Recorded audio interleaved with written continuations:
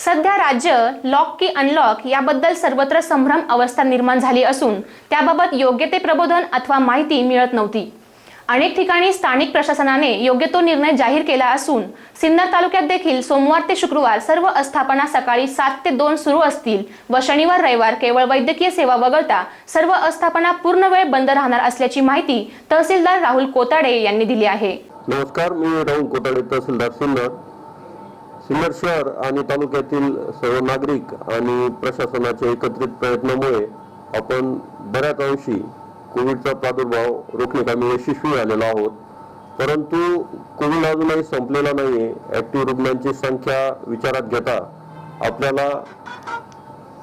आपण जे नियमांचं पालन करत होतो ते पालन यापुढे सुरू ठेवणे आवश्यक आहे। ज्या वेळा निश्चित करण्यात आलेल्या आहे, आस्थापना असतील किंवा दुकानं असतील, तर या वेळांबद्दल मी परत एकदा आपल्याला सांगतो। तर सर्व दुकानं जे आहेत ते सोमवार ते शुक्रवार 7 ते 2 या कालावधीत सुरू राहतील। भाजीपाला विक्री जी आहे ती 7 ते 12 या कालावधीत सुरू राहील।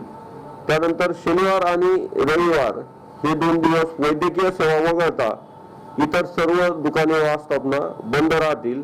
केवळ दूध व भाजीपाला याचं वितरण जे आहे ते निश्चित केलेल्या वेळेला सुरू राहील।